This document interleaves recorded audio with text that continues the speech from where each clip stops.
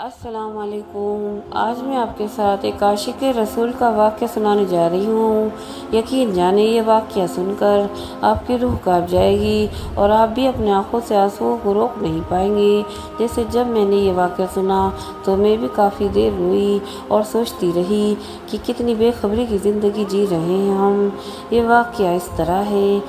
ایک بار ایک جوان بارگاہ رسالت میں آتے ہیں اور آنے کے بعد میرے آقا صلی اللہ علیہ وسلم کے رخ وقت دعا کو دیکھتے ہیں اور دیکھتے ہی مسلمان ہو جاتے ہیں۔ اب وہ جوان اسلام قبول کر لیتے ہیں۔ اسلام قبول کرنے کے بعد سرکار مصطفیٰ کریم صلی اللہ علیہ وسلم سے کہتے ہیں، یا رسول اللہ، میرے ماں باپ آپ پر قربان جائیں، میں آپ کو چھوڑ کر نہیں جانا چاہتا۔ یا رسول اللہ، میں آپ کے قدموں میں رہنا چاہتا ہوں، اس لیے میں آپ کے بغیر نہیں رہ سکتا۔ نبی کریم صلی اللہ علیہ وسلم نے ان کو اپنے ساتھ رکھ لیتے ہیں۔ میرے سرکار ان کو ہمیشہ رہنے کی اجازت دے دیتے ہیں۔ پھر کیا ہوا، حضور علیہ السلام نے مختلف ڈیوٹی دے رکھی تھی، بکریوں کو گھاس دینا، بکریوں چرانے چلے جانا، کبھی کوئی کام اور کبھی کوئی کام کرنا۔ ایک بار ایسا ہوا، اللہ کے حبیب علیہ السلام نے فرمایا، جاؤ فلاں کو بلا کر لاؤ۔ جب وہ جوان نکلے اور کسی کو بلانے جا رہے تھے، راستے میں دیکھا ایک عورت ہے، وہ غسل کر رہی ہے۔ غسل کرنے کا ارادہ بغیر کسی ارادے کے غسل کرنے والی عورت پر نظر اٹھ جاتی ہے۔ جیسے ہی ان کی نظر اٹھی، اس جوان نے فوراً ہی حضور کی تعلیم کے مطابق نظر پھیر لی۔ نظر اٹھی اور فوراً ہی نظر پھیر لی۔ اچانک دل میں خیال آیا، اے فلاں، تم نے کیا کیا؟ اللہ کے رسول علیہ السلام نے اس منظر کو دیکھنا حرام قرار دیا ہے۔ تم نے غسل کرنے والی عورت کو دیکھا، حالانکہ یہ گناہ نہیں ہے، اس لیے یہ اسلام میں قانون ہے، اگر کسی ایسے منظر پر نظر پڑ جائے جو دیکھنے میں حرام ہے تو وہ آدمی اس سے نظر ہٹا لے یا نظر پھیر لے تو وہ گناہ نہیں ہے، اگر وہ ایک ٹک دیکھتا رہے تو یہ جرم ہے اور حرام ہے۔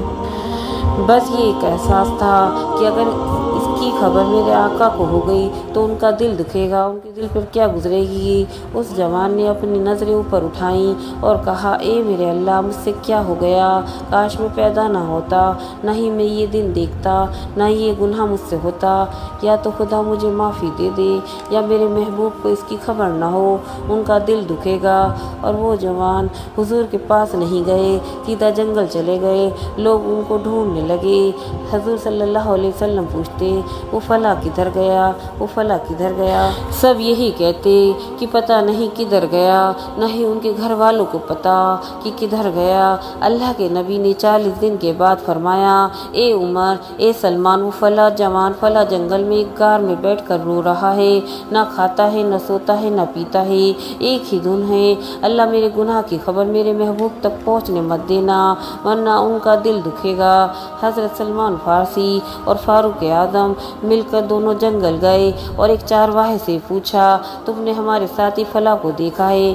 اس نے کہا، میں فلاں کو نہیں جانتا، بس میں ایک جوان کو جانتا ہوں، شاید ان سے کوئی گناہ ہو گیا ہے، وہ اپنا گناہ اپنے محبوب سے چھپانا چاہتے ہیں۔ حضرت فاروق اعظم نے کہا حضرت سلمان سے، بھائی ہمارا مل گیا۔ اس چارواہے نے بتایا کہ وہ رات کے وقت آتا ہے اور اپنے بالوں کو پکڑ کر روتا ہے اور اپنے گناہوں کی معافی مانگتا ہے۔ رات ہوتی ہے، حضرت فاروق اعظم کو کسی کے رونے کی آواز آتی ہے اور وہ دونوں وہاں جاتے ہیں اور اس روتے ہوئے جوان کو سینے سے لگا لیتے ہیں اور کہتے ہیں، حضور نے تمہیں بھائی بلایا ہے۔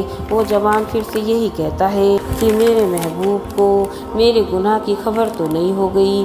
وہ دونوں یہ فرماتے ہیں، ہمیں کچھ نہیں پتا، بس تمہیں حضور بلا رہے ہیں، تم چلو۔ فلاں جوان کہتا ہے، اے سلمان بھائی، آپ کا میرے پہ بہت بڑا احسان ہے، ایک احسان اور کر دے۔ میں حضور کا سامنا کرنے کی ہمت نہیں رکھتا، کیونکہ میں نے بہت بڑا گناہ کر لیا ہے۔ میرے محبوب نے مجھ کو بلایا ہے تو میں انکار نہیں کر سکتا، میں چلوں گا، لیکن ایک شرط ہے، مجھے اس وقت حضور کے پاس لے کر چلنا جب میرے آقا حالت نماز میں ہو، میری حاضری بھی ہو جائے اور میرا سامنا بھی نہ ہو۔ میں ان کا سامنا نہیں کر سکتا، میرے اندر اتنی ہمت نہیں نہیں ہیں۔ آپ دونوں اس جوان کو مدینہ منورہ میں لے کر آئے۔ پھر کیا ہوا؟ حضور فجر کی نماز پڑھا رہے تھے، جیسے ہی حضور کی آواز اس جوان تک پہنچی، وہ جوان چیخ مار کر زمین پر بے ہوش گر پڑا۔ نماز مکمل ہونے کے بعد ہمارے نبی نے پوچھا، ہمارا وہ فلاں کہاں ہے؟ عرض کیا، آقا وہ بے ہوش پڑا ہے۔ اللہ کے رسول اس کے پاس آئے، اس کا ہاتھ پکڑا، وہ ہوش میں آیا۔ سرکار نے پوچھا، کیا حال ہے؟ عرض کیا، میرا حال برا ہے۔ سرکار، میرے گناہ کی خبر آپ کو خبر تو نہیں لگ گئی؟ سرکار نے پھر پوچھا کہ کیا حال ہے؟ اس نے کہا، پھر یہی بات دہرائی۔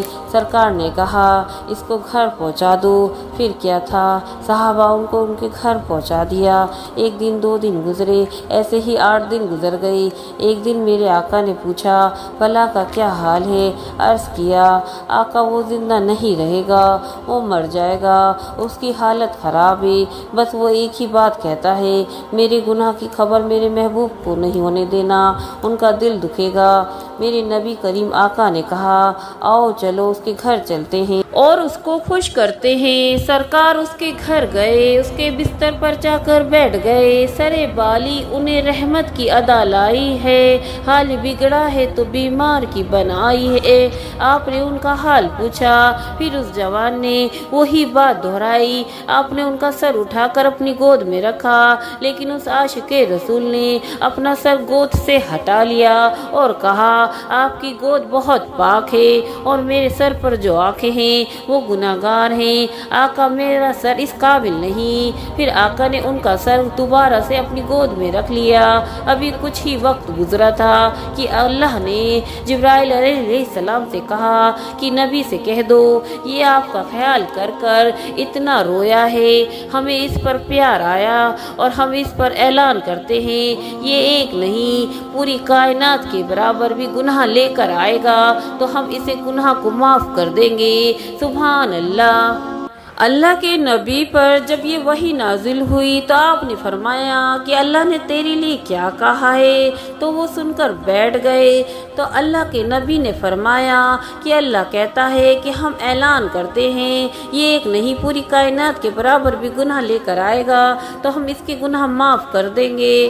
یہ سن کر انہوں نے چیخ ماری اور بولے، میں نے کیا کیا، اس نے کیا دیا، اور وہ گر گئے۔